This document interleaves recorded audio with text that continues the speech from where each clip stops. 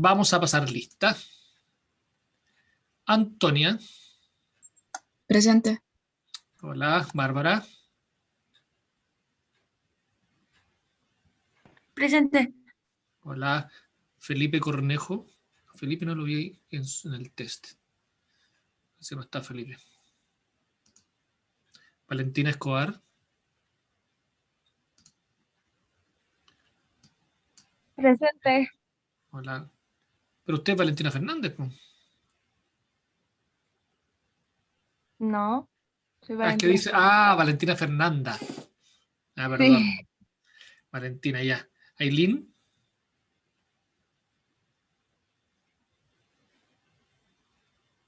Ailín Gamboa.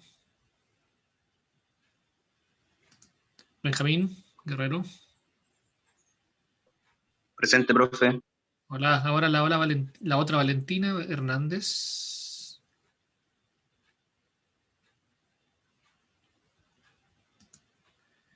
Nicolás Hernández. Presente, profe. Hola, Nico. Javier Lagos. Javier Lagos. Luana. Presente, profe. Pablo.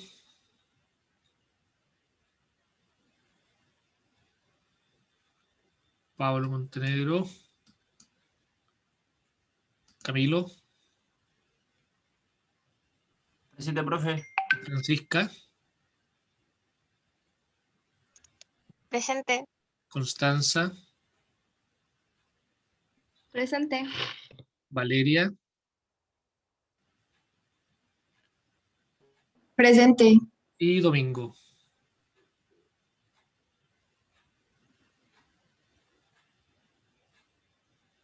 Domingo, bueno, ahí lo veo. Repasamos entonces. Felipe Cornejo no llegó. No, no lo veo. Ailín entró a la sala. Ailín, no. Valentina Hernández. Tampoco. Javier Lagos. El famoso Presente, Javier profe. Lakes. ¿Cómo está, señor Lakes? Bien, ¿y usted? Muy bien. Y Paulo. ¿Entró Paulo? Ya lo voy a esperar unos minutos más porque estaban igual haciendo el test, así que voy a actualizar acá.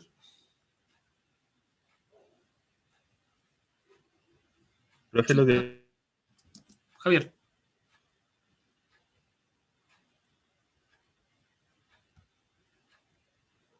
¿No lo escucho? pasó es que, por ejemplo, a mí no me llegó su invitación de la clase, apareció el correo. ¿No me escucha? Sí, lo escucho. Lo que pasa es que Ya. les dije, para pasar les dije que era la última vez que le decía, sí, el link, el mismo toda la semana. Es un link recurrente. Ok, ya. No pensé que Así que va a ser como no siempre el llegó su mismo. correo, no lo vi. Por eso no les Ya, creo que la semana pasada en el mail les dije, esta es la última vez que se los mando porque es un mail recurrente. Igual, ya. igual los miércoles se lo voy a mandar por el WhatsApp un ratito antes por si acaso alguien se despista. Ya. Pero va a ser Ignore eso, que no lo sabía. no hay problema. Y ahora entró Ailín, la estaba esperando Ailín para colocarla presente. Sí, aquí estoy Y también presente. Valentina Hernández también, aquí llegó. Sí, profe, es que se me había Paulo olvidado el link. y Pablo Montenegro está por ahí. Pablo no ha llegado. Domingo dejó ahí prendido el Zoom o está ahí. No, profe, lo tenía con poco volumen y no escuchaba, ahora sí. Vale. Ahí veo a Pablito que está entrando. Qué bueno que entró Pablo para dejarlo presente. Entonces solamente tenemos a Felipe que no vino, porque tampoco hizo el test. Ya. Test de actualidad. Vamos a ver cómo están. Les recuerdo siempre que no todos tienen las mismas preguntas para que no se asusten si es que empiezan a haber preguntas que no estuvieron en su test. ¿Quién es el dueño de Chilevisión y qué noticia hay respecto a esto? ¿Quién es el dueño de Chilevisión? El dueño era Warner Media. O sea, eso puse yo, no sé si estará ¿Mm? mal. Y la noticia es que Viacom se lo compró para tener como mayor ingreso. O sea, se anunció la compra, todavía no está, todavía sigue siendo Turner Chile, que es filial de Warner como dueño de Chilevisión. Igual los montos que se están dando son como bajos, ¿no? ¿Cuánto han leído ustedes? ¿Cuánto han leído por ahí o escuchado que va a ser la venta? Yo no escuché mucho de ventas, pero aparte de Chilevisión, está en la compra también de CNN y de TST. Y toda la Sí, variante de TST Sport, TST. sí, pero entiendo que Viacom va a comprar solamente Chilevisión, no las otras señales de Turner. mm, Solo por lo que yo Chilevisión. leí en la tercera también salía CNN y TST.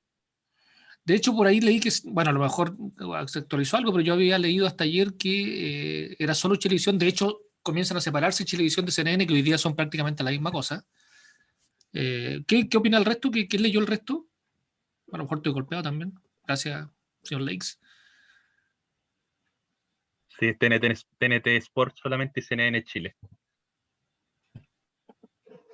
Ya, claro, con eso se va a quedar Warner, ¿no? ¿Eso es lo que me está diciendo? ¿O que también lo van a comprar? ¿Que van a comprar todo el paquete? No, también lo compran, ¿Estás seguro, señor Lakes? según lo que leí la semana, sí. Ver. Confirme la fuente. Vamos a ver si estoy golpeado. Chilevisión, veamos, usted me dice que lo vio en noticias, vamos a ver, reciente, últimas 24 horas. La tercera. Mira aquí dice, esto incluye también al dueño de CNN Chile y TNT Sports. Se concreta la venta de Chilevisión a Viacom y se podrían venir cambios en el canal. Esto incluye también al dueño de CNN Chile y TNT Sports. XCDF.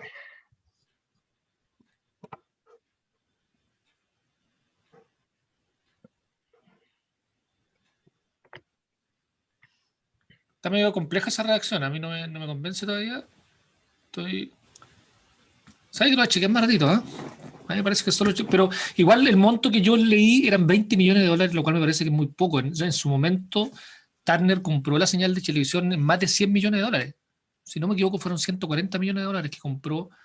De hecho, este precio es mucho más barato que el que vendió Piñera en su momento, cuando Piñera se lo vendió primero a los venezolanos, después que lo vendieron a Turner. Profe, pero Ya. por ejemplo, TNT Sports, que digamos, tiene también como su conexión con Chilevisión. No, pues que el mismo dueño. Sí, pues el mismo motor, Turner entonces, Chile es el dueño de CDF, Chilevisión y CNN. Y es ya más, no es sí, CDF, incluso pero yo leí que no estaban comprando Machaza. Machaza es donde está ubicado el canal hoy día. Que no es ujú. dentro de la venta, está solamente la señal. Igual tiene que concretarse, porque tiene que pasar todavía por la Fiscalía Nacional Económica, tiene que cumplirse un par de plazos para que se materialice la venta. Vamos a ver en qué Aunque si termina, pero fuera bueno, por esos 3 canales, igual sería un súper barato. súper barato, porque solo, pues es que por eso te digo que yo creo que es solo Chilevisión, porque por eso solo al canal del fútbol le costó no sé, muchísimos millones de dólares a Turner. Si el canal Es del que fútbol mueve mucha está, plata el canal del fútbol. claro, costaba, no sé, 400 millones de dólares me parece que costaba el canal del fútbol. Entonces me parece muy raro que... Hasta yo lo compro. ¿Quién no tiene 20 millones de dólares, cierto? Sigamos. Puede ser que sí. Bueno, esto nos van a contar si a alguien le toca la exposición. ¿A alguien le tocó Chilevisión en la exposición? ¿En esta sección? Parece que nadie tocó Chilevisión. Mire, había estado Sí, a entretenido. mí. A mí Ah, con Bárbara. ustedes nos van a contar, pues. Miren, nos tienen que contar la papa la próxima, no, en 2 semanas más. Sí. Ya. ¿Contra quién y por qué competencia jugará la selección chilena femenina? Contra Camerún ¿Y por por qué el, competencia? por el repechaje a los Juegos Olímpicos de Tokio. Olímpico. ¿Es el repechaje? ¿Dónde van a jugar? No me acuerdo. Lo leí, pero no me acuerdo. ¿Turquía? En Creo que Turquía. era Turquía. Están en Turquía, juegan contra Camerún. Son 2 partidos, juegan el viernes y el martes, si no me equivoco. Sábado y Sábado, martes, sábado y creo. martes. sábado y martes, así que hay que estar pendiente ahí de las rojitas. Ojalá que clasifiquen a los Juegos Olímpicos. Imagínate, después de un mundial, jugar Juegos Olímpicos sería esta nuestra generación dorada, ¿no? ¿Por qué fue noticia Apple en Chile? Porque va a ser te lo vi ayer. Era que se ganó una demanda de que Apple estaba haciendo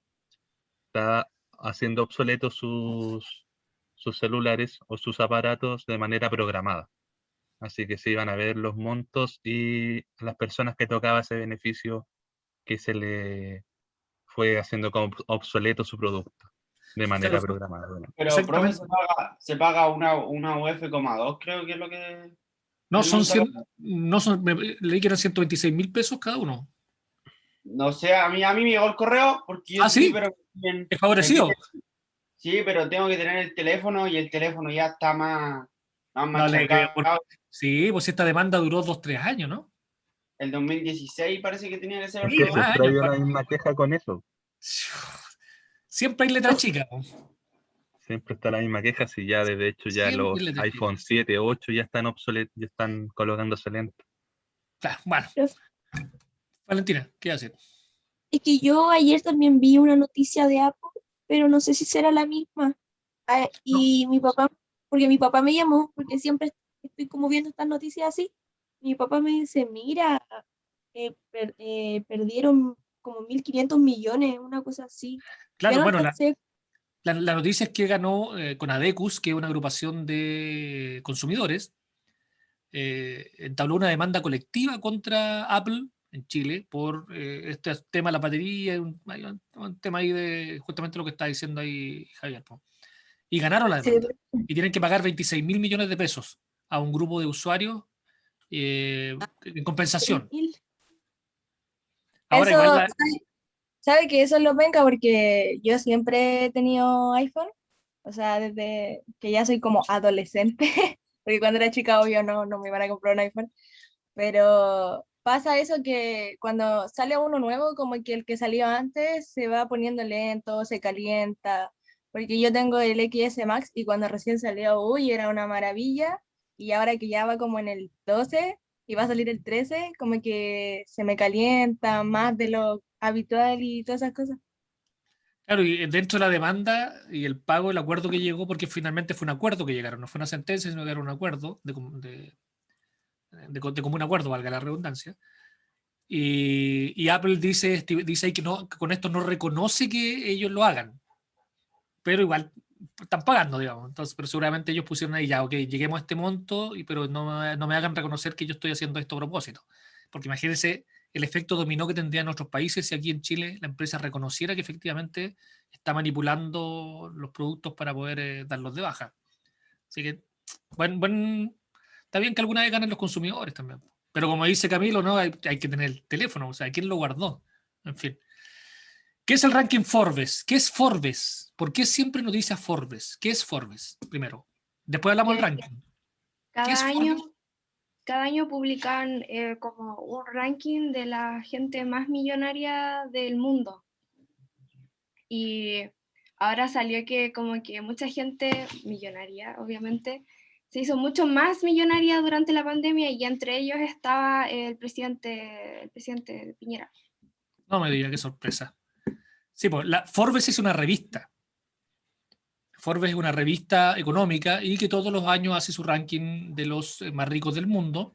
¿Quién lo encabeza este ranking? ¿Quién es el hombre más rico del mundo?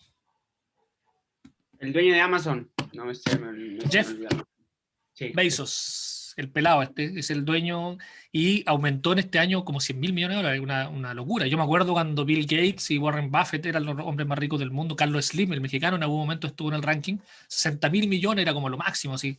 O cuando estuvo Zuckerberg, el dueño de Facebook, también en algún momento fue el hombre más rico del mundo, pero era alrededor de 60.000 millones de dólares. Hoy día está en 180.000, creo que está Jeff Bezos, que multiplicó su fortuna y toda la fortuna, bueno, un efecto que dicen colateral de la pandemia, ¿no?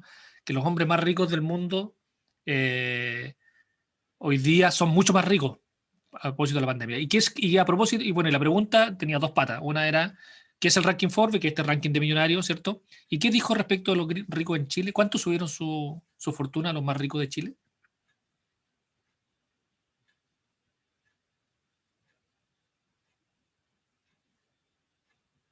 Un 70%. Caleta. Aumentaron su riqueza en el último año los más ricos de Chile. ¿Cuál es la familia o la persona más rica de Chile? Una mujer de apellido Fontbona, ¿cierto? Yo no me acuerdo su nombre. ¿Usted sabe quién es ella? Esta mujer. No, no me acuerdo. Lo leí hace tiempo. Sí, pues, ella es la mujer más rica de Chile. ¿La conocía el resto? ¿Alguien había escuchado hablar de esta mujer? Yo no. Día. Yo tampoco, profe. Como que no Ella se es- muestra mucho a las luces tampoco, así que... Ella es la mamá de Andrónico Luksic. Ah, Cuando Andrónico Luksic padre falleció, se separó la herencia, digamos, y la mayor cantidad de dinero quedó en poder de Iris Fontbona, que es la madre de Andrónico, de Guillermo, pero finalmente la familia Luksic tiene, ahora me parece que eran más de 20.000 millones, no, era mucho más. Chuta, ayer leí la cifra, una cifra, pues yo también me acuerdo cuando la cifra eran 3.000, 4.000 millones de dólares más o menos, cuando hicieron la partición de la herencia, pero hoy día está multiplicado por 5 o 6 en un par de años. Andrónico Luksic de haber muerto, Andrónico Luksic Craig es el padre el patriarca, de haber fallecido hace unos 7, 8 años, y se han multiplicado por mucho esta fortuna. Así que Iris Fontbona es la mujer más rica de Chile, y el conglomerado Luksic, que son, si no me equivoco, 3 hermanos, más ella, son los más ricos. Dígame.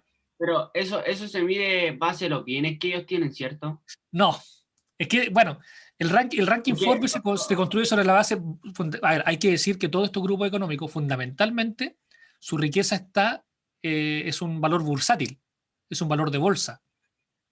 O sea, no es que los tipos tengan 20.000 millones de dólares en cosas, no es en cosas. Por esa razón suben y bajan muy rápidamente. Por ejemplo, Facebook. Zuckerberg en algún momento fue el hombre más rico del mundo, pero depende de que las acciones de Facebook suban o bajen. Entonces, cuando ahora está en baja Facebook, porque por todos los problemas que ha tenido, por el uso de los datos, y porque también la gente se está yendo de Facebook, las acciones de Facebook han bajado. Entonces, en algún momento, por ejemplo, puede que Facebook haya costado 100.000 millones de dólares. Ese era el valor de bolsa. Pero hoy día puede que cueste 20.000 nomás. Y no es porque tenga menos cosas o más cosas, sino porque es el valor de bolsa, que el valor es un valor intangible. Es lo que pasa. Bueno, ¿ustedes se acuerdan de este incidente que hubo? No, incidente, digamos, este hecho que pasó hace un par de semanas, meses, de este grupo de hackers o de adolescentes que hicieron explotar la economía bursátil en Estados Unidos? No sé si se acuerdan de ese caso, que ellos empezaron a comprar acciones de una empresa que estaba quebrada. Sí. Para que todos conozcan la historia. Hay Pero grupos lo de económicos GameStop, ¿o no, profe? Exactamente. Esa empresa, su patrimonio, o sea, sus edificios, puede que hayan costado 100, pero su valor en bolsa era -1 porque estaba quebrada. O sea, no es lo que cuando tú compras la empresa. Entonces, ¿qué es lo que hacían estos fondos buitre, no? Que hacían unos chanchullos para inflar el precio, lo vendían barato y después en la pasada se quedaban con mucha plata. Y esto es lo que hicieron estos grupos, ¿cierto? Fue aprovechar que estos poderosos habían comprado esto muy barato para empezar a comprar acciones. ¿Y qué es lo que genera eso? Cuando hay mucha demanda, sube el precio. Hicieron reventar a estos tipos, bueno, igual los protegieron después. Pero eso es porque las empresas tienen un valor bursátil, que ese es el valor finalmente que es el que mide Forbes. Y por esa razón los más ricos suben y bajan muy rápidamente. O sea, no es que Jeff Bezos efectivamente haya comprado muchas más, o sea, el valor de las cosas que tiene se haya multiplicado por 3 el último año. Es el valor de su empresa, como valor de acciones de bolsa, el que tiene un valor mucho más alto. Entonces, es un valor que en realidad es virtual. No existe ese valor. Es un valor que da por bolsa. Si se produce, por ejemplo, un escándalo en Amazon, el tipo puede que pierda la mitad del valor de su empresa en un día.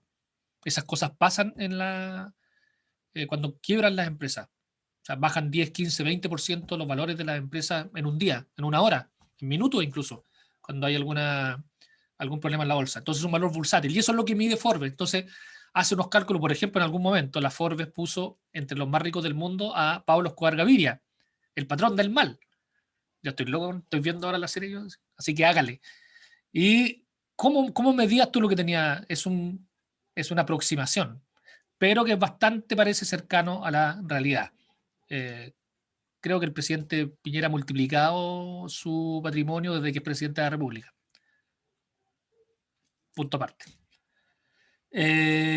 ¿Por qué fue noticia Vladimir Putin?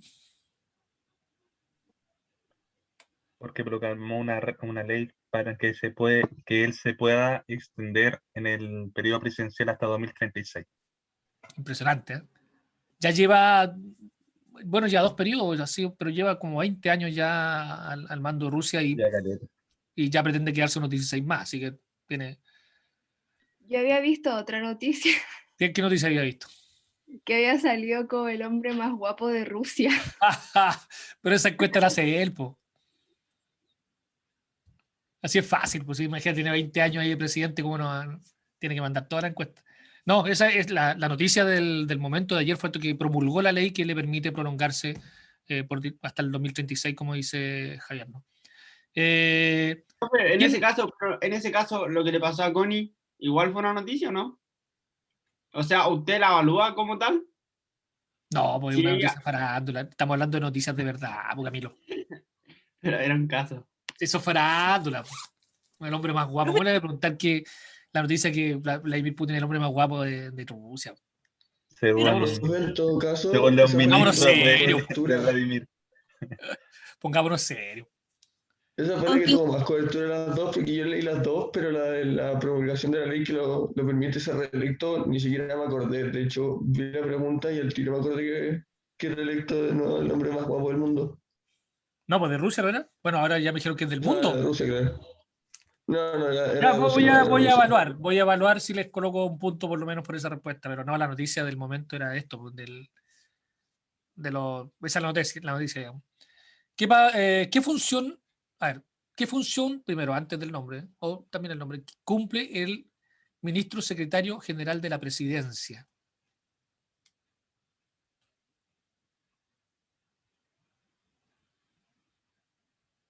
¿Cuál ¿Quién fue la es? pregunta, profe? Que se me pegó. ¿Sí? ¿Quién es y qué función cumple el ministro secretario general de la presidencia? Juan José Osa. Exactamente, él es el ministro secretario. A veces se confunde con el ministro secretario general de gobierno, que es el vocero, que es Jaime Bellolio. Pero el ministro secretario general de la presidencia ya es Juan José Osa. ¿Y qué función? Que ha sido noticia estos días porque está en el Congreso. Bueno, no voy a decir lo que está haciendo porque eso es lo que hace. ¿Qué hace él? ¿Cuál es la función del ministro secretario general de la presidencia? Que es un puesto clave en todos los gobiernos, pero siempre con poca Asesorar. visibilidad. A ver, Luana, ¿cómo es eso? Asesorar al presidente, ¿no? Pero ya más ampliamente no tengo idea. Ya, puede ser. Bueno, sí, todos los ministros en general asesoran al presidente, ¿no? Para tomar sus decisiones. Pero, ¿cuál es la función del ministro secretario general de la presidencia? ¿Alguien sabe? No sé, yo puse, no sé si está bien, pero puse que autorizaba los proyectos de ley y todo ese tipo de cosas que son enviados desde la Secretaría de la Presidencia. Ya, el ministro secretario general de la presidencia es el lobista del Ejecutivo. El gobierno presenta proyectos de ley, pero necesita que el Parlamento los apruebe. El nexo entre el Ejecutivo y el Parlamento para conseguir los votos suficientes para aprobar los proyectos de ley es el ministro secretario general de la presidencia. También lo hacen los ministros sectoriales, o sea, el ministro de Hacienda igual va a pelear los presupuestos, el de Deporte, no sé, todos los otros ministros. Pero el ministro que su pega es conseguir los votos. Él es el que se vincula con el Parlamento y hace negociaciones y trata de convencer a los parlamentarios para que lo puedan hacer. Entonces él es como digo, el lobista, digamos, por decirlo de alguna forma, el que tiene la obligación de hacer la discusión política, estar en los pasillos y de convencer a los diputados y senadores de que voten en favor de los proyectos del Ejecutivo. En general, OSA no cumple ese perfil, pero en general la mayoría de los que están en ese cargo siempre han sido exdiputados o ex senadores. Son parlamentarios porque conocen a sus colegas, ¿cierto? Hay una cercanía, conocen el tejimaneje de las leyes y les permite tener más cercanía. Entonces, un puesto clave, porque es el que tiene que conseguir los votos. Cuando el Ejecutivo no consigue que se aprueben sus proyectos, le tira la oreja al ministro secretario general de la presidencia. Porque su rol es ese. Y de hecho, bueno, hay veces que igual lo hace el Ejecutivo, pero los gobiernos generalmente primero echan una mirada para ver cómo está la piscina para tirarse cuando quieren presentar un proyecto. Y el ministro secretario general de la presidencia, el que tiene que decir al Ejecutivo, saben que este proyecto no tiene apoyo, no lo tiremos porque va a ser un fracaso. O le puede decir peleemos. Y hay veces que el Ejecutivo, por razones políticas, aunque sabe que va a perder, igual presenta el proyecto para dejar la responsabilidad en el Congreso, ¿no? Ese también es parte del juego político, que el Ejecutivo, no sé, dice yo voy a hacer este plan de salud nuevo y sabe que no se lo van a apoyar, no se lo van a aprobar, pero lo presenta igual. ¿Por qué lo presenta? Para dejar la responsabilidad en el Congreso, porque el Congreso sea el que lo niega y después lo puede culpar. Oye, yo presenté la ley y fue el Parlamento el que no quiso aprobar la ley. Pero el puesto clave, el rol clave del ministro, que en este caso es Juan José Osa, es justamente conseguir los votos para que las leyes, conseguir cercanía entre el Parlamento y el Ejecutivo. ¿Qué conclusión sacó la Universidad de Chile respecto de la vacuna, la efectividad de las vacunas? Que tiene un 54% de eficacia solamente. ¿Cuál? La Sinovac. La Sinovac, que es la que mayoritariamente se está inoculando en Chile. Sí, exacto. Yo creo que el 90% de las vacunas que se han puesto en Chile hoy día son Sinovac. Y Pfizer, no sé si será el 10% Pfizer. No sé si ha llegado al millón de... Estamos en 7 millones de vacunados ya, ¿no? Me parece que Pfizer ni siquiera ha llegado al millón. Pero muy poquitos están vacunados con Sinovac, profe. No, todos los que yo conozco están con Sinovac. Si todo el mundo es Sinovac. No, disculpe, la Pfizer. Sí, porque Pfizer fueron los primeros. Las primeras que llegaron generalmente son los de salud y la Pfizer tiene una efectividad del 95-96%. Hay hartos cuestionamientos con la Sinovac, porque la Sinovac, yo creo que debemos dedicarnos unos minutitos a este tema. La Sinovac, a ver, el ISP es el organismo en Chile, el Instituto de Salud Pública, que aprueba todos los medicamentos que se pueden utilizar en Chile. Cualquier medicamento que quiera entrar tiene que pasar por el ISP. Y el ISP, ¿qué es lo que hace, cierto? Es analiza los productos, que certifica que estén bien empaquetados, el origen y que cumpla con lo que se supone que cumple. Y generalmente lo que hace el ISP es ir a la cola de los dos grandes organismos mundiales que son los que certifican los remedios, o los medicamentos o las vacunas, que son la FDA, que es la Food and Drugs Administration de Estados Unidos, la famosa FDA, que es la que, como organismo que certifica que, por ejemplo, la vacuna Pfizer es efectiva y la autoriza para la venta y utilización en sus ciudadanos. Y el otro organismo es la EMA, que es el que aprueba en Europa. En la Comunidad Europea de Naciones, ¿cierto? En la Unión Europea, este es el organismo que aprueba para toda Europa. Estos son los dos organismos más grandes del mundo que autorizan las vacunas. Estos dos organismos aprobaron la Pfizer. Aprobaron también la AstraZeneca, aunque la AstraZeneca ahora tiene algunos problemas. ¿Se acuerdan que fue pregunta, me parece, la semana pasada o antepasada? Hay varios países en los cuales ha suspendido su inoculación. Hay sospechas de que produce trombosis en algunas de las personas que la fe. Y Chile había comprado esa vacuna. Está aprobada en Chile también. ¿Por qué? Porque la aprobó la FDA y la EMA. ¿Cuál otra que está aprobada? La CanSino ya está aprobada por la FDA y por la EMA, y el ISP se está esperando que la apruebe en las próximas horas. En fin, y la Sinovac no tiene aprobación de la FDA ni de la EMA. No tiene aprobación. Es de un laboratorio chino, de CoronaVac, y no tiene aprobación de estos dos organismos. Sin embargo, el ISP igual la aprobó, lo cual fue muy raro. En su momento hubo varios expertos que pusieron la voz de alerta porque dijeron, ¿por qué la están aprobando si no está aprobada por la FDA y la EMA todavía? Y bueno, ocurre que la Sinovac, Chile fue laboratorio de la Sinovac. Se llamó a la gente, la Universidad Católica encabezó un proceso de reclutamiento de voluntarios para probar la Sinovac en la fase 3 clínica. Necesitaban 3.000 voluntarios para esto. Y el gobierno puso dinero para esto, lo cual también es muy raro. generalmente son los mismos laboratorios los que colocan el dinero, porque ellos están probando la vacuna. Entonces el gobierno puso un dinero, además puso otro dinero los empresarios. La CPC de Juan Sutil también puso un dinero. Ellos dijeron, ya nosotros ponemos 4 millones y el gobierno puso 2 millones de dólares. Entonces se dice que hay mucha presión, había mucha presión por el dinero que se puso y por razones políticas para poder aprobar la Sinovac en Chile. Ahora, si ustedes revisan, esto lo pueden googlear, ¿cierto? ¿En qué países, por ejemplo, se está usando la Pfizer? No sé, 50 países. ¿En cuánto se está usando la AstraZeneca? 50 países. La Johnson & Johnson, 50 países. No sé cuál, la Sputnik. La Sputnik, que ya está aprobada también, la Sputnik se usa también, no sé, en 20 países. ¿Saben en cuántos países se está usando la Sinovac? ¿Quién sabe en cuántos países se está usando la Sinovac? Tiren un número.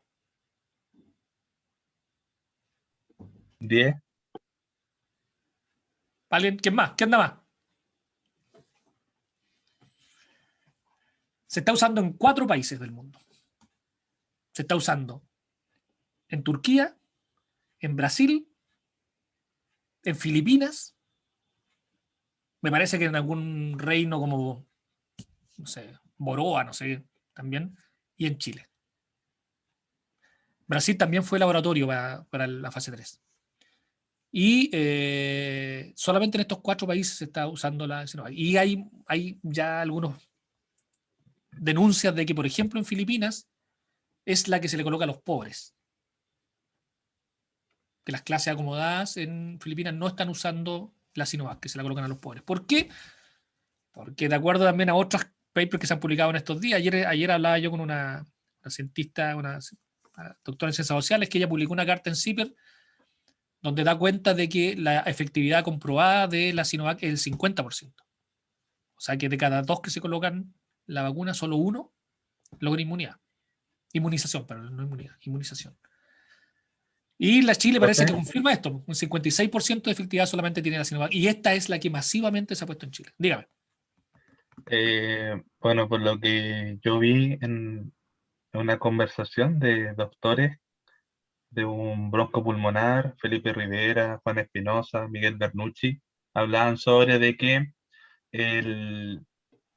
no se sacaba nada con tener, digamos, a los 7 millones de habitantes con la Sinovac vacunados, si la cepa brasileña hay otra vacuna para la cepa brasileña al final. Entonces que la vacuna de ahora no te dejaba inmunizado del todo. Entonces lo que alegaban también de que el gobierno salió tirando flores para arriba, celebrando de que tenemos más de 7 millones de inmunes, pero después llegaron los 7.000 contagiados cada día. Entonces la Sinovac no te protege ni de la australiana, ni la sudafricana, ni la brasileña. Solo te protege del COVID de que nos dio a todo el año pasado, el que ya hemos tenido casi todo, solamente que era como el más blandito. Bueno, hay que decir que ese problema que tienen todos los países del mundo y todas las vacunas. Todavía no está confirmado que las vacunas, cuál vacuna protege para cuál cepa. Es más, Claro, dígalo. A decir que al final, aunque la vacuna no es como para que no te dé el virus, es simplemente para que no te dé como para caer hospitalizado, porque al final, aunque uno se vacune, se va a contagiar igual. El tema es que nos dé leve. Entonces, es como obvio que tú no vas a contagiar igual. Claro, y el tema aquí es lo que se ha criticado al gobierno, ¿no? La comunicación de riesgo, que es que esto no está tan claro para toda la población. Que uno finalmente, si está vacunado, igual tiene que cuidarse igual porque puede estar contagiando a otras personas. Incluso uno, estando vacunado, estando inmunizado, ¿no? Uno no sabe si es asintomático. De hecho, ya hay registros, ¿cierto? Y estadísticas de vacunados que se han enfermado. El mismo presidente de Argentina, ¿no? Alberto Fernández, que se había vacunado, se enfermó. Claro, porque no todas... Uno puede ser puente también, profe. Claro, ninguna vacuna tiene el 100% de inmunización. Eso significa que igual existe la posibilidad de que te enfermes y que contagies a otros. Entonces hay un peligro y además las cepas no se sabe finalmente si son nuevas pandemias finalmente. una nueva cepa puede que se transforme en una nueva pandemia. ¿Por qué? Porque ninguna vacuna puede que no le haga, que la detenga. Entonces, está bien complicado el tema. Pero el tema de la Sinovac, ¿cierto? Fue confirmado ahora por la Universidad de Chile, que tiene un 56% solo de efectividad. Ahora, igual todos los expertos dicen que independientemente de la efectividad que pueda tener una vacuna, hay que vacunarse. O sea, entre vacunarse y no vacunarse, o sea, uno no puede llegar no debiera llegar y decir, ¿cierto?, al lugar de vacunación cuando les toque a usted, no sé cuándo le irá a tocar, y les digan, ¿sabe qué? ¿Es la Sinovac? No, yo no me vacuno. No, hay que vacunarse con la que esté disponible. Va a ser mejor que no tener nada, digamos, sin ninguna duda. Pero también uno tiene que tener claro cuál es finalmente el verdadero nivel de efectividad que tienen las vacunas, y hay que saber que no está aprobada. De hecho, cuando fue aprobada en Chile, ni siquiera había sido publicado en ninguna revista. Ustedes saben que los descubrimientos científicos adquieren validez cuando son publicadas en revistas científicas, que son las revistas donde los mismos científicos revisan que estos estudios efectivamente sean reales, tienen ciertos estándares de publicación. Entonces, que se publique en la revista Nature, por ejemplo, un descubrimiento, significa que sí, es. Eso también valida. Y la Sinovac todavía no publica tampoco. Es porque también existen estas dudas. Aquí hay un experto chileno que es Calergis, que es de la Universidad Católica, que encabezó la investigación acá en Chile, que él dice que se está a punto de publicar, que están estudiando.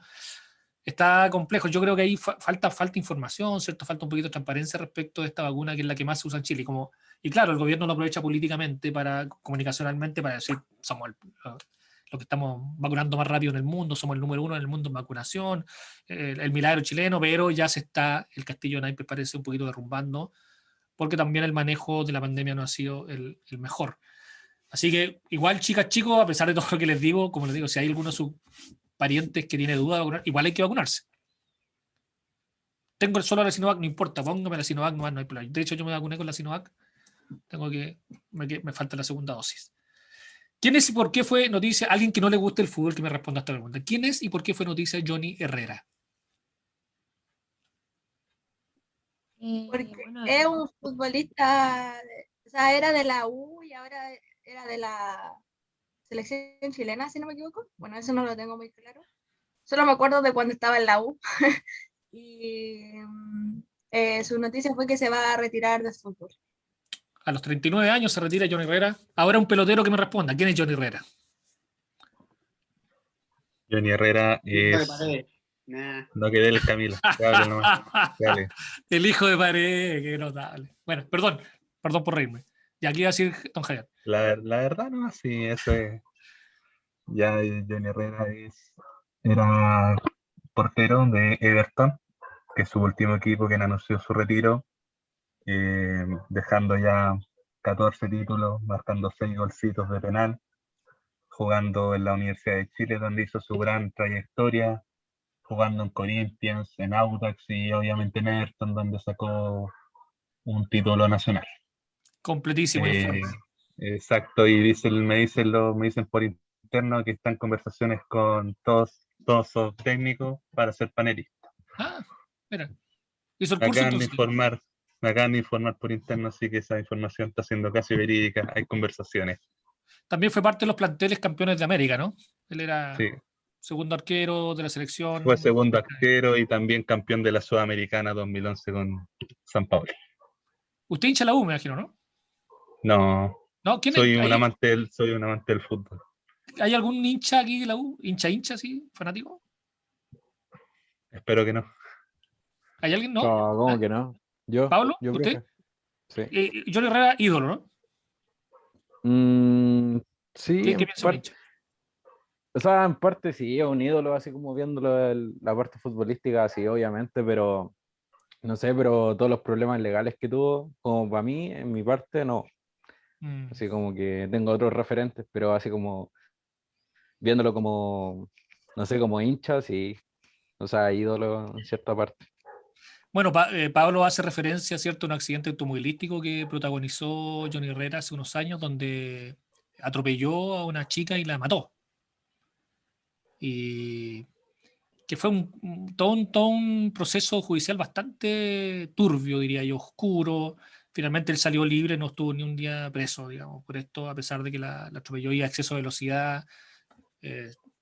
No me acuerdo si estaba con alcohol o no, pero Sí, eh, sí está con Sí, ahí alcohol. está, sí, está con claro, alcohol. tenía exceso de velocidad en la madrugada y atropelló a esta Está las chica masas. la mató, digamos. Así que tenía ese historial Johnny Herrera que le ha pesado hasta el día de hoy. No siempre lo cargan con eso, pero fue Profe, terrible. Dígame. pero Johnny Herrera tiene un rechazo más allá del club, tiene un rechazo más no sé, por los comentarios que da, también por la calidad, comentario, rendimiento de jugador.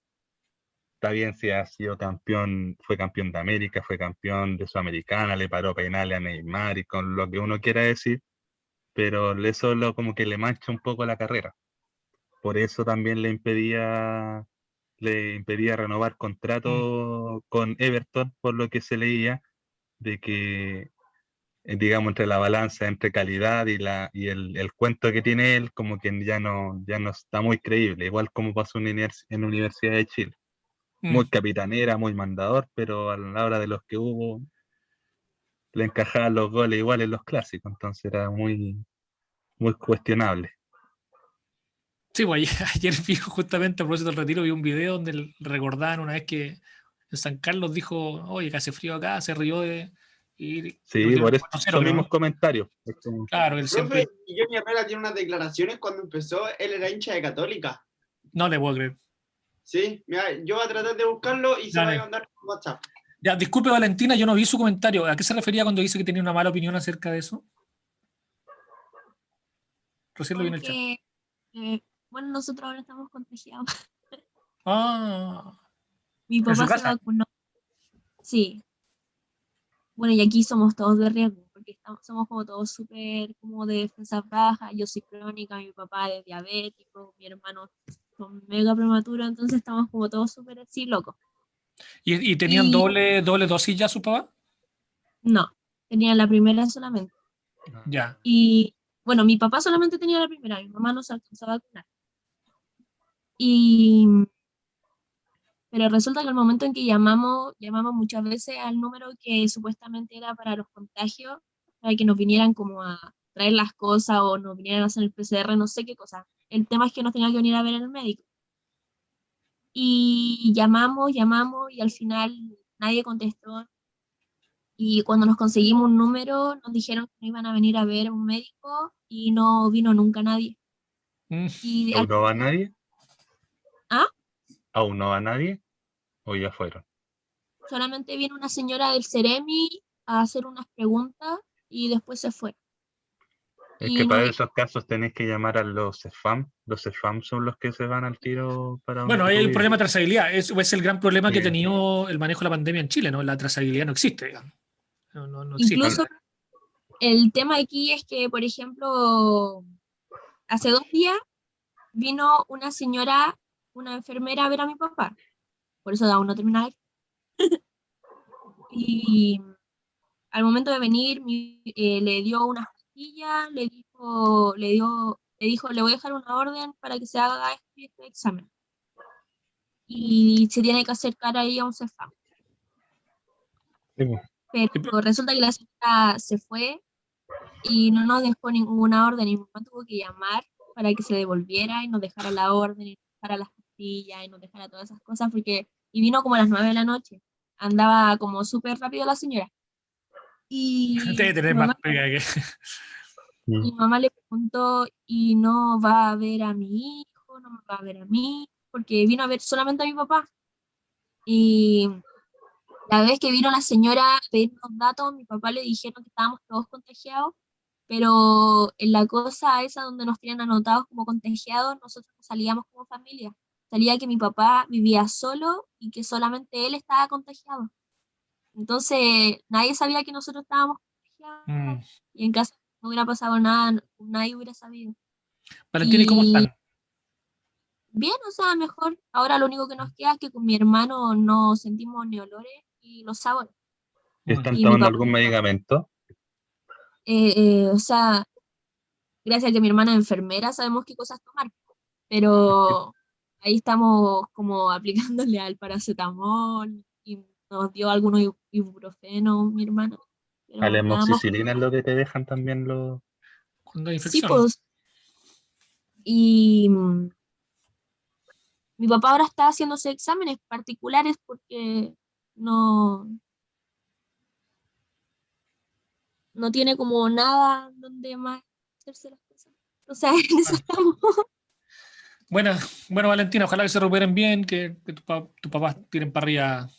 Así que anda contándonos. Bueno, chicas, chicos, vamos a hacer una pausa. Vamos a estar 10 minutos en un break. A la vuelta vamos a hablar, nuestro capítulo de hoy es la historia del periodismo chileno. Esta es la tercera clase que entra en el control de contenido que tenemos la próxima semana. Así que recuerden que en lecciones de IFINIS, en cada una de las lecciones, en las 2, 3 y 4 en este caso, está el Word de la clase. Yo dejo ahí el PPT y también dejo después el video. Los videos de las clases anteriores ya están ahí. Ahí lo pueden revisar y recuerden que la próxima semana tenemos pruebas. Así que vuelvan más ratito, en 10 minutos más. Son 9:33, un cuarto para las 10, ¿vale? Nos juntamos acá. Hola, profe. Ya estamos ahí. Recomenzamos. Ya estamos grabando de nuevo. Ya, Ya, lo que vi. Dígame. ¿Estamos? Vale. No, pues sí, estamos aquí. Ya. Lo que vimos durante las 2 primeras clases en la historia del periodismo universal es básicamente cierto estos 2 problemas, las 2 dificultades, los 2 desafíos, obstáculos que tiene el periodismo para su desarrollo. El primero, el alcance, y el segundo, la rapidez, que son complementarios. Dijimos que el alcance, ¿cierto?, es la audiencia, público, lectores, radioescuchas, televidentes, en fin, como quieras llamarle, pero es el alcance, ¿cierto? ¿Cuánto público eres capaz de atraer o de tener o que pueda recibir tu contenido?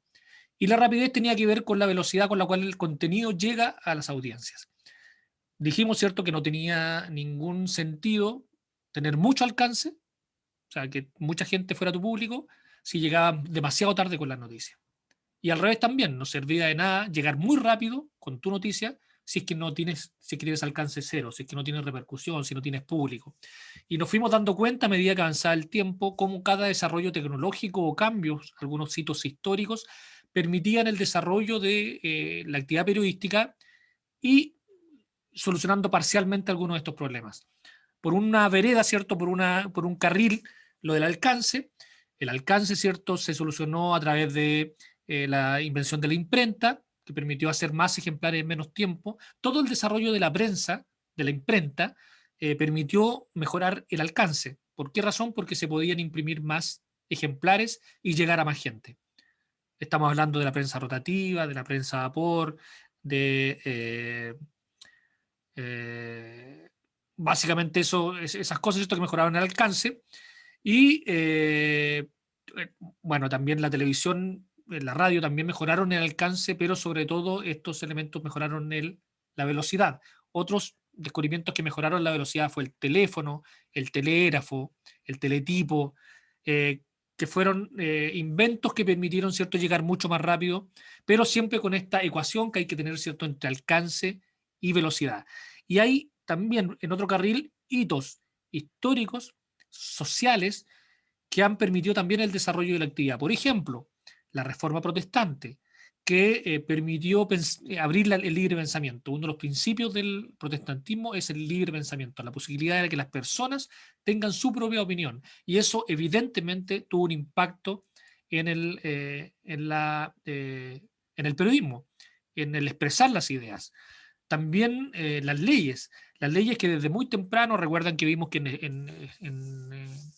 en Inglaterra fue el primer país que generó una ley contra la censura, pero también la Declaración Universal de los Derechos Humanos, la Declaración de los Derechos Humanos de la Revolución Francesa, que también estableció como un principio básico de las personas la libertad de expresión, o la primera enmienda de Estados Unidos, que también estableció que no se iba jamás a generar una ley que atentara contra la libertad de prensa. Estos son hitos, ¿cierto?, que van permitiendo el desarrollo y la explosión del periodismo. A tal punto, ¿cierto?, vimos que los diarios fueron creciendo así de forma exponencial, especialmente en el siglo XIX y en el siglo XX. Y vimos, ¿cierto?, que cuando llega la radio hay un peligro inminente que se cierne sobre la prensa escrita, pero finalmente convivieron, eran públicos distintos. Lo mismo pasó con la televisión, llegaron los agoreros para decir que esto sí que significaba el fin de los diarios, pero no murieron los diarios, se fueron ajustando los públicos y los contenidos a estas plataformas que eran completamente distintas. Y cuando llega Internet, que fue lo último que vimos, la llegada a Internet sí que fue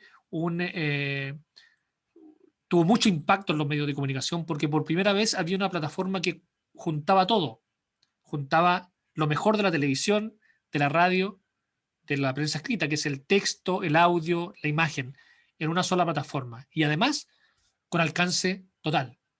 Basta tener un dispositivo y recibir Internet, tener señal de Internet, y uno puede tener acceso a todos los contenidos que hay en todas partes del mundo. Entonces, Internet, en teoría, teóricamente solucionó los problemas del alcance y la velocidad. ¿Por qué? Porque hoy día a través de Internet yo puedo hacer un streaming y que todo el mundo me esté viendo. Los 8.000 millones de personas del mundo pueden estar viendo lo que yo estoy transmitiendo. Que pasan los grandes hechos, ¿no? Que miles de millones de personas pueden estar viendo algo simultáneamente. Y además, en tiempo real. O sea, como que está solucionado teóricamente esto. ¿Y por qué digo teóricamente? Porque el alcance sigue siendo un desafío.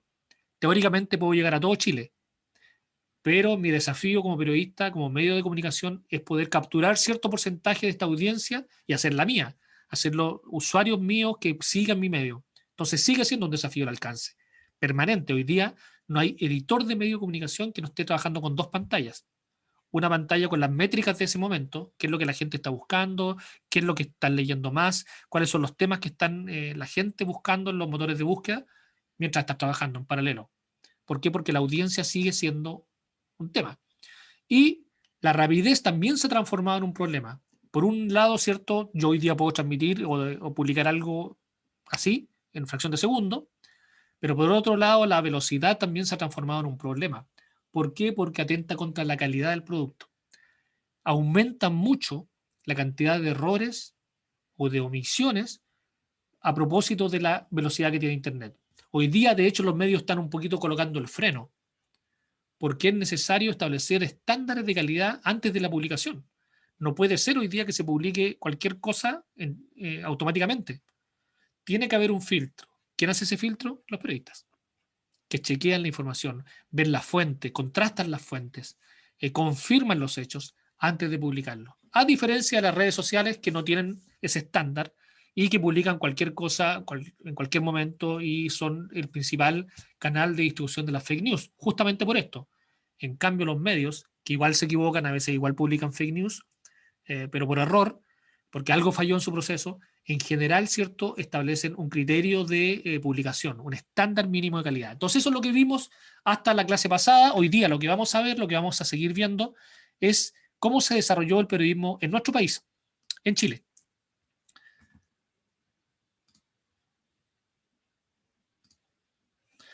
Hay que decir como un hito histórico, en realidad, que la llegada de la primera imprenta a Chile es un hito que se marca porque, bueno, por lo que dijimos históricamente, ¿no? La imprenta generó un impacto en el alcance de los medios de comunicación. Y solamente dejamos como registro histórico, ¿no?, que la primera imprenta llegó a propósito de un cura jesuita, un cura alemán que trajo la primera imprenta. Y hay un registro que está en la Biblioteca Nacional del primer impreso que se hizo en Chile, que fue en 1776, pero que tenía un foco absolutamente religioso. De hecho, el nombre es Modo de ganar el Jubileo Santo. Y era publicado por un sacerdote que se llamó José María de la Torre, también jesuita. Pero el primer hito histórico para el periodismo chileno, que ustedes lo tienen que haber visto en el colegio, es la Aurora de Chile, ¿cierto? Fray Camilo Enríquez, fraile que fundó este medio, que eran un medio de 4 páginas a 2 columnas, tal como aparece ahí, ¿cierto? Era solo texto, se publicaba los jueves, era semanal, y mayormente su contenido era político. Y para establecer, ¿cierto?, para hacer públicas las ideas libertarias, independentistas del cura y de los movimientos que lo apoyaban. Estamos hablando, ¿cierto?, de los primeros años de la Patria Vieja, que se interrumpe la Reconquista y que, por cierto, eso hace que muera la Aurora de Chile, y aparece un segundo medio de comunicación que es la Gaceta del Rey, que tal como dice su nombre, ¿cierto?, era absolutamente realista, y que era el medio oficial de la corona aquí en Chile. Este periódico también tuvo unos 2 o 3 años que estuvo funcionando hasta la Patria Nueva, hasta el tiempo en el que comienza el proceso de instauración de la República. Y de ahí saltamos poquitos años después del inicio de la República, que fue en 1818, ¿cierto? En 1827 ya nace el diario El Mercurio de Valparaíso. Esto es un hito porque se mantiene vigente hasta hoy el Mercurio de Valparaíso. De hecho, el director hoy día es un joven periodista, Carlos Vergara, un muy buen periodista, talentoso periodista. Él es el director hoy día de este diario que tiene el récord, para los que les gustan los récords, ¿cierto? Es el diario más antiguo de habla hispana que todavía permanezca activo. Hubo otros, obviamente, que nacieron antes, pero este es el único que ha permanecido hasta hoy. Es todo un hito. Imagínense, estamos muy cerca de que cumpla 200 años este diario, que es el diario tradicional de Valparaíso, El Mercurio de Valparaíso. Prácticamente 3 décadas después, ya había 2 diarios establecidos. Hay que decir que el primero fue en Valparaíso, porque Valparaíso era la ciudad más importante del país, básicamente por el tema comercial, ¿no? Y que se establece ya en Santiago un segundo diario que hace contrapeso, que era El Ferrocarril, que era un diario que tenía mucha potencia en esos años. Hay que decir que ya en 1880 ya había alrededor de 20 diarios circulando en distintas ciudades del país. Esto habla, ¿cierto?, de la velocidad con la cual estaban apareciendo los medios de comunicación, la importancia que estaban adquiriendo. En los últimos años del siglo XIX incluso hay una proliferación de diarios, y los primeros años del siglo XX. No había prácticamente organización social, gremial, de trabajadores que no tuvieron medio de comunicación. Y aparecen y desaparecen muchos diarios. Les voy a leer una lista de algunos de los diarios. Algunos de estos solo circularon un par de números, otros tuvieron una existencia de un par de años, pero imagínense, miren los títulos que tenían estos diarios. El Siglo, bueno, que no es el mismo siglo que está hoy, que es del Partido Comunista. El Chileno, que estuvo casi 40 años. El Corsario, El País, El Timón, La Tribuna de Santiago, El Amigo del Pueblo, La Barra, El Nacional, El Cazador, La Civilización, El Mensajero, El Conservador, El 12 de Febrero, La Actualidad, La Discusión. Hasta hace poco existía todavía la Discusión de Chillán, pero este es otro. La Discusión, El Comercio de Santiago, La Libertad, La República, El Noticioso, Los Tiempos, El Taller, El Heraldo, El Día, Los Debates, La Razón, Las Noticias, La Libertad Electoral, La Tribuna, La Democracia, El Día, La Razón. Como se dan cuenta la cantidad de diarios, los nombres también son bien particulares y hablan un poco también probablemente del sentido que tenían estos medios de comunicación tan incipientes y que estuvieron a fines del siglo XIX y principios del siglo XX siendo vigentes. Hay que decir que, por ejemplo, en 1892 había un diario que se llamaba El Chileno, que se hizo famoso como el diario de las cocineras, le decían, porque al final de la jornada las cocineras iban con el diario bajo el brazo. Fue muy popular este diario y lo marco como un hito porque estamos hablando de los últimos años del siglo XIX y en algún momento llegó a tener una circulación de 70.000 ejemplares diarios y 40.000 en los días más bajos. O sea, un diario de mucha penetración popular, muy popular, y que da cuenta, ¿cierto?, del impacto que tenía los medios. La gente se informaba solamente en esos años, no existía la radio, a través de los diarios. Y por esa razón tenían tanta importancia, y en este caso, por ejemplo, teníamos muchos ejemplares, lo que significaba con todas las carencias tecnológicas, ¿no? Las imprentas eran todavía muy artesanales en esa época, imprimir 70.000 ejemplares. Igual, no estamos hablando de diarios como los conocemos hoy, de 40, 48 páginas. Eran diarios que eran octavillas, 8 páginas, 4 páginas, pero que ya tenían 70.000 ejemplares de circulación. En 1900... Ahí está el Chileno. En 1905 eso en la zigzag. En 1900 ya se funda el Mercurio de Santiago. Ya desde 1860, cuando veamos la historia del Mercurio, vamos a ver, ¿cierto?, que no partió siendo de propiedad de la familia Edwards. 1860 se hace cargo del Mercurio de Valparaíso la familia Edwards, el primer Agustín Edwards Ross, si no me equivoco, era su segundo apellido, y funda el Mercurio de Santiago en 1900, que también es un hito, se transforma en un diario de referencia, y aparece 2 años después también bajo el alero de el Mercurio, Las Últimas Noticias, que se transforma como, que aparece como Las Últimas Noticias del Mercurio, como una segunda edición del Mercurio. Aparece como vespertino. En 1917 aparece el Diario de la Nación, el Diario Ilustrado. Bueno, el Diario Ilustrado marca un hito porque es el primero que incluye dibujos grabados en sus ediciones, y eso también se transforma en un hito. En 1905 se forma la editorial Zig-Zag, que tiene la importancia de que abre el mercado de las revistas, y que también da cuenta de la avidez que había del público por leer. O sea, muchas revistas nacen al amparo de la editorial Zig-Zag. Como decía, en 1917 ya parte La Nación, que murió en el primer gobierno de Piñera, se transformó después en un diario de gobierno, ¿cierto? Que era público, y lo cerró el primer gobierno de Piñera. Y en 1931 aparece la segunda, también como un diario de la empresa El Mercurio, que reemplaza Las Últimas Noticias como vespertino. Como les dije, Las Últimas Noticias era un diario que aparecía a la tarde y que comienza a aparecer como matutino. Las Últimas Noticias era un diario, la versión popular del Mercurio. Y el diario La Tercera aparece en 1950.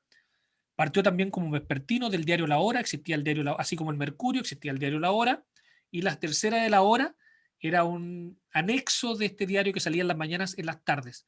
Pero La Tercera adquirió tanta popularidad que terminó comiéndose al diario madre, pasó a matutino, y La Tercera se transformó también en el diario más popular del país. Estamos hablando de que en los años 60, 70 y 80 era La Tercera por lejos el diario más leído en Chile. Por lejos, por lejos. De hecho, en los 80 llegó a vender en algún momento hasta 1 millón de ejemplares. 1 millón de ejemplares llegó a vender en algún momento. Pero estamos hablando también de una época en la cual hubo gran proliferación de diarios. En los 70 había 20 diarios de circulación nacional. Hoy día, diarios de circulación nacional solo reconocemos el Mercurio, La Tercera, que solamente sale los fines de semana, Las Últimas Noticias, y pare de contar. Estos 3 diarios que entre los 3 yo creo que nos deben vender más de, en promedio, 150.000 ejemplares en total. En la semana, y en los fines de semana, claro, ahí aumenta un poco. Pero estamos hablando que en los 70 había varios diarios que tenían 200.000 ejemplares diarios de venta, de circulación. O sea, se vendían más de 1 millón de ejemplares de diarios en los 70. La gente leía mucho diario, a pesar de que ya estaba la televisión, ya estaba la radio especialmente en los 70, se leía mucho diario. Después del golpe militar en dictadura, no aparecen más diarios, no nacen más diarios, salvo en los últimos años de los 80, en los últimos años de la dictadura, intentan aparecer un par de diarios que hagan un contrapeso al Mercurio y La Tercera, que son el duopolio, el conocido como el duopolio. Aparece Fortín Mapocho, aparece La Época, aparece el Metropolitano, pero tienen corta vida. 3, 4, el que más duró fue La Época, que debe haber durado unos 3 años, pero no logró sobrevivir. El único, y aparece acá Publimetro, es el caso único de un diario que no pertenece a este duopolio de La Tercera y Copesa, La Tercera, que es Copesa, y el Mercurio, y que logra sobrevivir. Hasta el día de hoy día anda a medio morir saltando Publimetro, pero sigue vigente 21 años después de su aparición, que fue en el año 2000. ¿Qué puedo decir más de los diarios? En la industria de los diarios, siempre el Mercurio fue el diario de referencia, el diario de opinión, el diario de influencia de las clases altas, y La Tercera era el diario que más se vendía, pero el diario más popular. A mediados de los 90, a principios de los 90, cambia la propiedad del diario La Tercera, que había sido tradicionalmente de la familia Pico Cañas. Lo compra un grupo. ¿Perdón? Que se imaginaba qué tan aburrida es la miserable vida de un weón que tiene página de memes, weón. Ese weón sí. Me metió algo aquí en el parlante, disculpen. No pesca nadie, weón. Yo creo que en la peor de las situaciones me pondría este video. Es que se imaginan qué tan aburrida. ¿De dónde se metió ese audio, chicos? Oh, profe, lo siento, no es de mi teléfono. Ya, por favor, Estaba apáguelo. tenía el micrófono prendido, no me di cuenta. Ya. Seguimos entonces. Después de estas cosas pasan cuando uno transmite en vivo. Como les decía, a principios de los 90 cambia la propiedad del diario La Tercera. Lo compra un grupo de empresarios de origen árabe, que eran los dueños del Banco Osorno en esa época, el Banco Osorno y la Unión, y intentan transformar el diario La Tercera en un diario de referencia, en un diario que le compita al Mercurio en influencia y además en avisaje, porque querían transformarlo en un diario, sacarlo de ser un diario popular, C2, C3, a uno que lo lean los ABC1. Y primero lo intentó Fernando Paulsen, fue director a mediados de los 90, pero no le fue muy bien, y después asume Cristian Bofill, quien sí transforma La Tercera en el diario que es hoy. Hoy día La Tercera es un diario que compite en influencia con el Mercurio, que tiene un público más alto que Las Últimas Noticias, obviamente mucho más que La Cuarta, que ya sale solo digital, pero sí se transforma y comienza a cambiar a producirse esta transformación en los medios de comunicación impresos en Chile. Pasemos a conocer algo de la radio. La radio parte también tempranamente en el siglo XX, en 1920, ya comienzan los primeros experimentos, pero nace la radio chilena en 1922. La radio chilena fue una de las radios también más importantes del país, muere a principios de los 2000, luego de haber sido una de las radios más importantes del país. En el mejor momento de las radios, en los 70, 80, había muchísimas radios muy importantes. La radio chilena era una de ellas. Estaba la radio Minería, estaba la radio Nacional, que después murió también. La radio Agricultura era pequeña en esa época, pero la Minería, la radio Cooperativa, la radio Chilena eran radios muy importantes. ¿Qué es lo que pasa con la radio? Se empieza a desarrollar muy rápidamente y la radio se transforma en un punto de reunión para la familia. El aparato de radio, ¿cierto?, que estaba en las casas, que empezó a llegar a las casas, que empezó a popularizarse, se transformó, ¿cierto?, en un punto de reunión para la familia. Por lo tanto, las radios empezaron a tener programaciones que eran muy familiares, con mucho contenido, con mucha programación para todas las edades y con un amplio espectro o grupo etario. Y este tipo de hacer programación permite que haya mucha transmisión en vivo. Las radios entre los 50, 60, 70 en Chile, fundamentalmente lo que hacían era transmisión en vivo. Desde comentarios políticos, informaciones, radioteatros como el que veíamos de la Guerra de los Mundos en Estados Unidos, ¿no? en el 38, Orson Welles. Esto potencia la industria musical chilena. No había ninguna de estas radios que no tuviera un anfiteatro, un pequeño teatro donde se hacían transmisiones musicales en vivo, que eran prácticamente todos los días. Entonces esto potenció, ¿cierto?, la industria musical chilena. A los cantantes, la nueva ola, por ejemplo, creció y nació a través de las radios. El nuevo folclore también en los 60, en fin. Se fue armando toda una corriente cultural gracias a la radio, gracias a lo que hacía la radio. En los 70 ya había más de 30, en los 30 había más de 70 radios, y llega a más de 100 radios en mediados de los 70. Imagínense la cantidad de radios. Ahora, estas eran radios AM, no existía el FM. Eran radios AM las que hacían este tipo de transmisiones, no existía otra amplitud para hacerlo. Y hasta que en 1962 aparece la radio El Conquistador, que comienza a transformar la industria de la radio. ¿Se acuerdan lo que le estaba diciendo recién? Las radios tenían básicamente transmisión en vivo, con músicos en vivo, y la radio FM comienza a transmitir programación envasada. Crecen las empresas discográficas y empiezan a transformar las radios en tocadiscos, vale decir, música envasada, con mucho menos programación en vivo. Mueren los radioteatros, estos especiales musicales ya no dejaron de hacerse, las radios vendieron sus anfiteatros y empieza a morirse esta época dorada de la radio chilena con la llegada de las FM. Y las FM además transforman también la industria de la radio. Así como la radio AM por por definición era una programación familiar, pensada para todo público, muy blanca, por ejemplo, en el humor, muy cercana a la gente, la FM comienza a focalizar los públicos, a anichar, como se dice. Y llegamos al punto que existe hoy.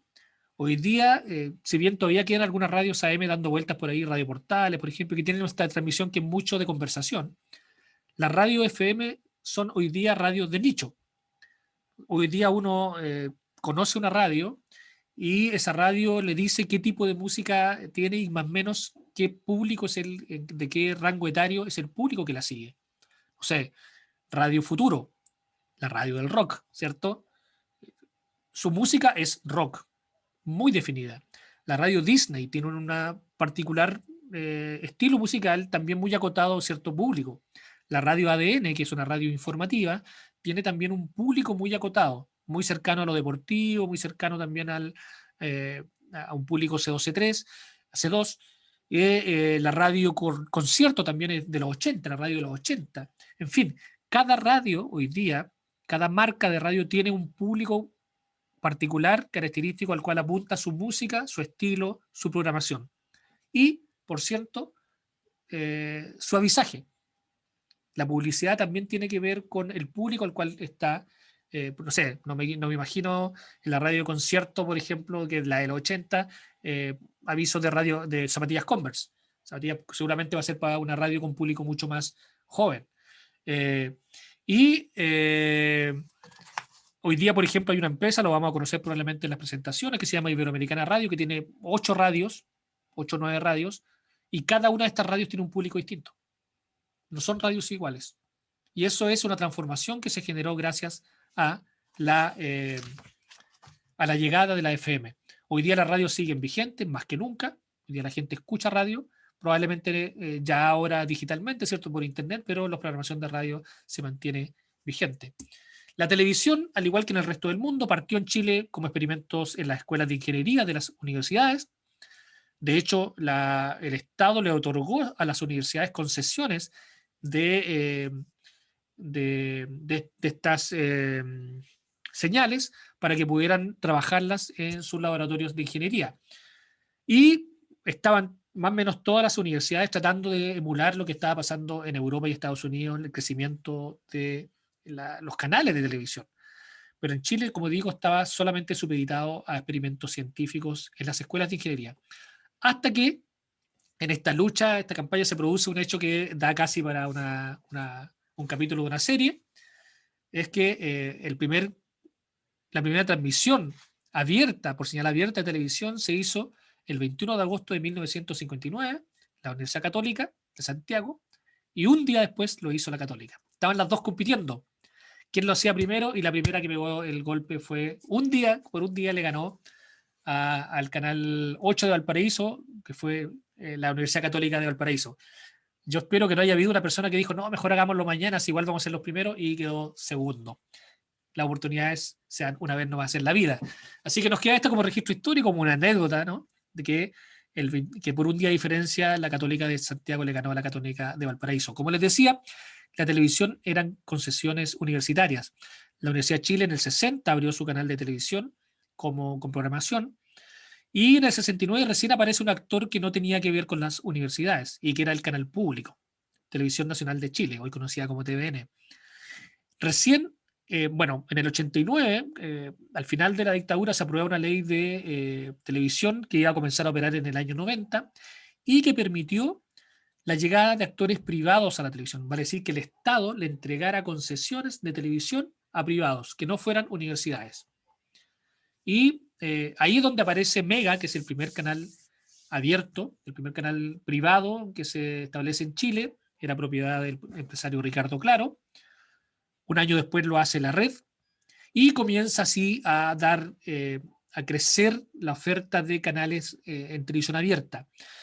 Ya con la llegada del cable esto empieza a variar un poco, y también con este cambio legislativo que hay de la ley de televisión, que comienza o que permite a las universidades ceder sus derechos sobre las concesiones.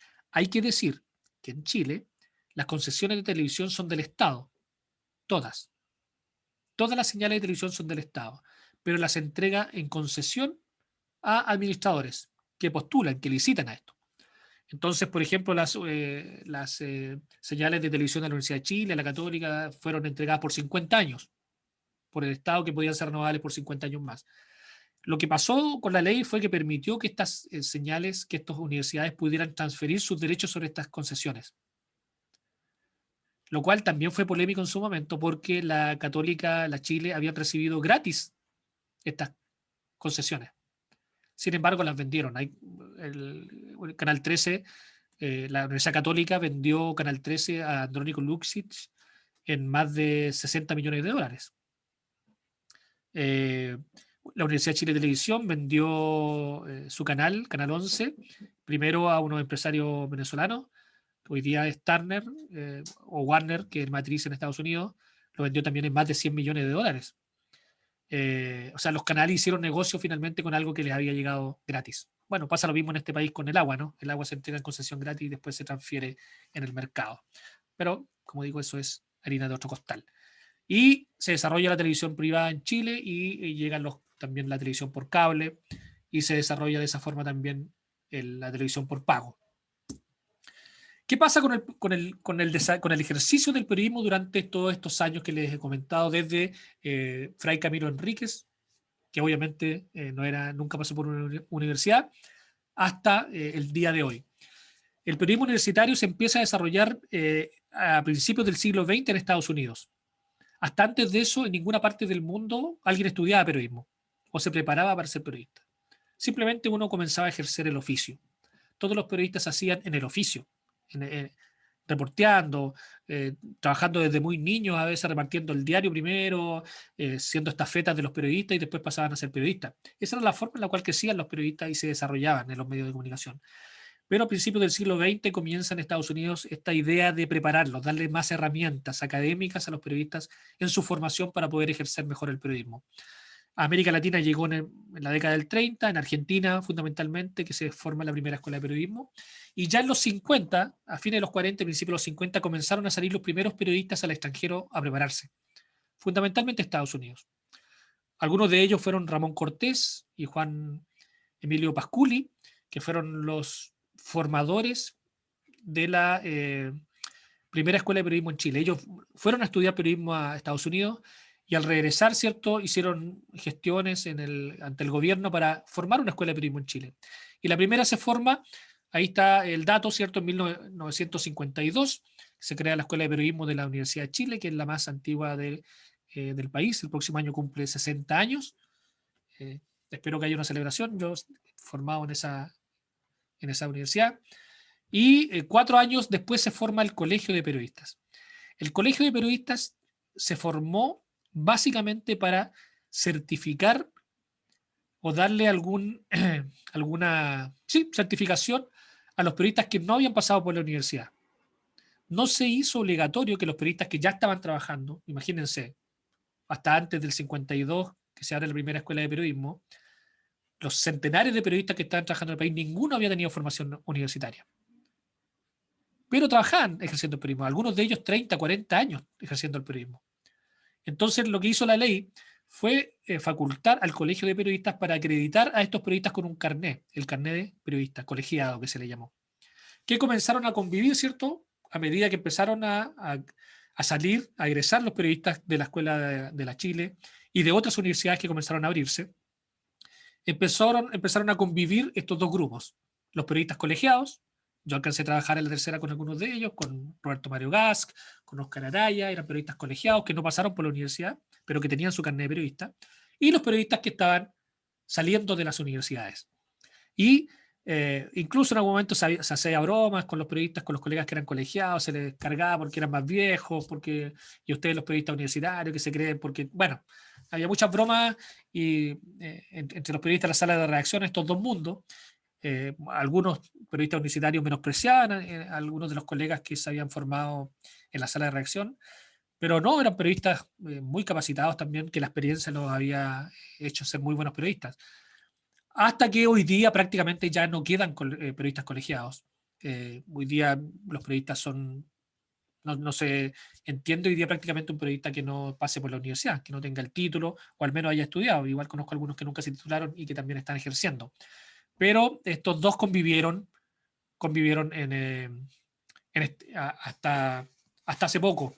Yo creo, bueno, Roberto Mario Vaz todavía está ejerciendo, que es el colega que es colegiado. Hay otro periodista, Mena, que era profesor de fotografía, que fue fotógrafo, que también era colegiado. Quedan algunos todavía por ahí dando vueltas, pero prácticamente ya no existen los periodistas colegiados. Bueno, esta es la historia del periodismo en Chile. Esta es la forma en la cual se fue desarrollando. Esto va a ser complementado después del control que tenemos la otra semana, con las presentaciones también de los medios de comunicación y de los periodistas que hicieron las primeras, que son los más destacados de la historia del periodismo chileno. Yo les voy a dejar, chicas, chicos, en la clase de hoy de lecciones, en la clase 4, un video de un documental que es muy bueno y que les va a servir como complemento, digamos. Me parece que es interesante que ustedes lo vean. Es también la historia del periodismo entre 1960 y el 2010, contado por sus propios actores, por los periodistas de esa época. Ustedes van a conocer e identificar a muchos periodistas que todavía están hoy día en los medios de comunicación. Pero es muy interesante cómo trabajaba, cómo se desarrollaba la prensa antes del golpe de Estado y después del golpe de Estado y en los primeros años de la democracia. Las transformaciones que tuvieron los medios, las cosas que se podían decir o no decir, la censura, en fin. Todo ese periodo está muy bien documentado en este, valga la redundancia, documental, que dura unos 40 minutos, así que si tienen tiempo está muy bien hechito, es de la Universidad Diego Portales. Me parece destacado que ustedes también lo puedan ver, así que se los voy a dejar ahí también en lecciones, junto con el Word de la clase de hoy, más tarde con el video y con el PPT. Todo este material de estas 3 clases entra en el control de contenido de la próxima semana. La próxima semana tenemos prueba, recuerden, y ese día también hay test de actualidad. Partimos con el test de actualidad a las 8:30 hasta 8:45. 8:45 entramos a la sala, paso lista y comienza el control que tiene que ver con este contenido, que está alojado, como le digo, en lecciones de IFINIS. En las clases 2, 3 y 4 está todo el material de las clases que hemos pasado. Y en la clase subsiguiente, en 2 semanas más, son las presentaciones. Así que no se olviden, las presentaciones tienen que estar preparadas, listas para ese día. Fíjense en la rúbrica que les dejé en la clase pasada.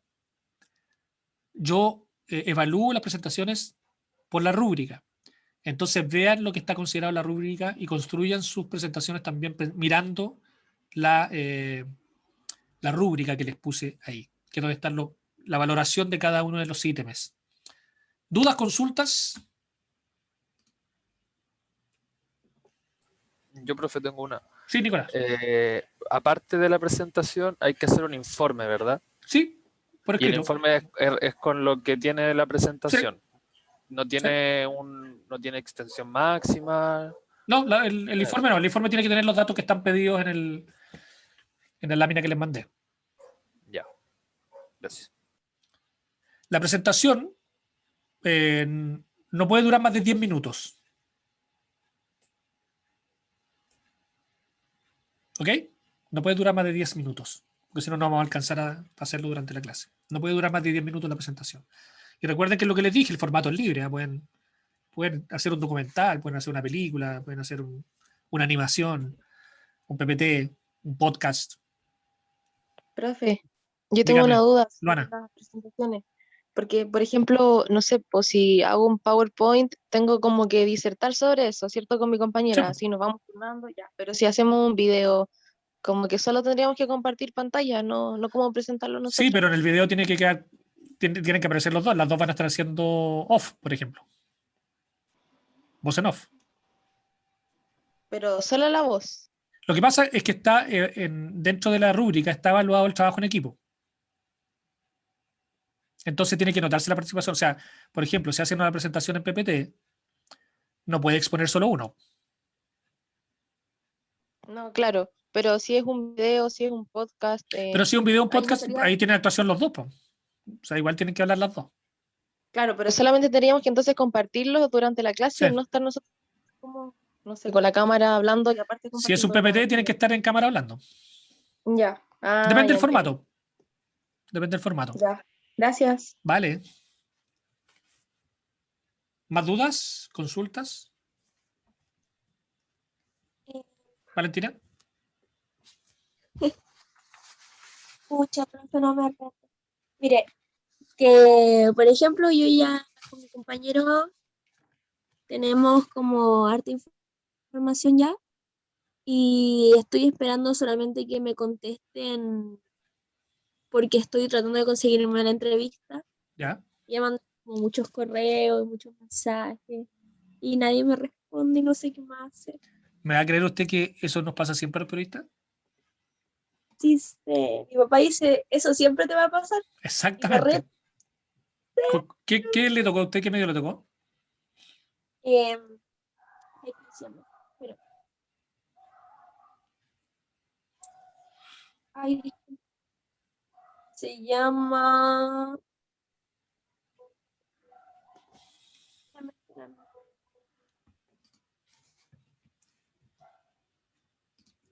El Libero, Ah, el Libero. sí, que son puros viejitos. No, también hay periodistas jóvenes. A Bueno, las personas que el- le hablan, pero hay que conseguirlo. Ya sabe cómo se llama el sí, director, ¿no? en eso estoy, profe, en eso estoy. Eduardo Sepúlveda. Estuvo el año pasado en la escuela. El año antepasado estuvo en la escuela en una charla. ¿Sí? Una Sí, consulta. pues. Dígame, Sabe que Javier. estoy tratando de conseguir un correo de un profesional que me tocó, pero no sé dónde pillarlo, porque tengo los nombres de ¿Qué los medio le tocó? periodistas. As.com. El ejemplo más cercano era Leopoldo Iturbe, Que ya no es el director. galardonado, que ya no es, sí, exacto, pero supuestamente tiene conexiones también con la Finis Terrae, pero no me aparece el correo, dónde contactarlo, ni una cuenta de Instagram, ni nada, entonces no sé cómo contactarlo. ¿Cuáles son sus técnicas para buscar? Eso es parte del ejercicio periodístico. Uno tiene que arreglárselas para encontrarlo. A través de terceros, a través de internet, del teléfono, Ya, llamar a la central telefónica y pedir hablar con un periodista, cualquiera. Deme con un periodista, necesito hablar con un periodista. Y a través de nuestros profes, Yo no les voy a ayudar. Si ustedes consiguen otro no, no profesor sé, que les ayude, no estoy pidiendo algo que usted me ayude tampoco, si es solamente qué medios se podían utilizar aparte del correo. quiera. O sea, es factible también llamar a la editorial y decirme, ¿sabe que quiero contactarme con fulanito? Exactamente. Por Ya, ejemplo, o sea, si estuviéramos en clases presenciales, si estuviéramos trabajando presencialmente, no estuviéramos en cuarentena, incluso vale ir al lugar físico donde está funcionando y pararse afuera y pedir que alguien lo reciba. Al final hay que hinchar, uno periodista tiene que hinchar hasta que te atiendan. Buscarle, darle vueltas por alguna forma, buscar registros de ver quién ha estado participando, quién ha escrito ahí, quién ha hablado ahí, quién ha trabajado ahí, buscar, conseguir. Y si fue compañero de algún profesor de acá, bueno, a lo mejor se lo pueden conseguir por acá. Hay algún profesor buena onda que les pasa en los correos o en los teléfonos. Pero sí, por eso siempre yo doy con tiempo esto porque no es tan poco, a veces contestan al tiro, pero a veces también hay que perseguir, hay que ocupar tiempo, hay que invertir tiempo. Entonces no dejen la entrevista para el final. Mi Háganla al profe, tiro. a mí me contestaron al tiro. De hecho, ese mismo día que usted dio la tarea, busqué, le hablé a un tipo. Igual iba a buscar más en caso de que no me respondiera, pero me respondió al tiro y eso ya lo tengo listo al mes. Sí, pero el periodismo en el reporteo así, hay veces que te sale todo, hay un día en que te contestan todo a la primera y otras veces que todo el día te patean, te patean, te patean, te patean, te patean, te patean y vuelve al día siguiente. Por esa razón, bueno, cuando veamos un taller de noticias tenemos una clase que hablamos del reporteo. Se lo voy a anticipar. Siempre hay que tener dos opciones, por lo menos. No apuesten todas sus fichas a a un solo caballo. Porque si ese caballo fracasa, se van a quedar sin nada.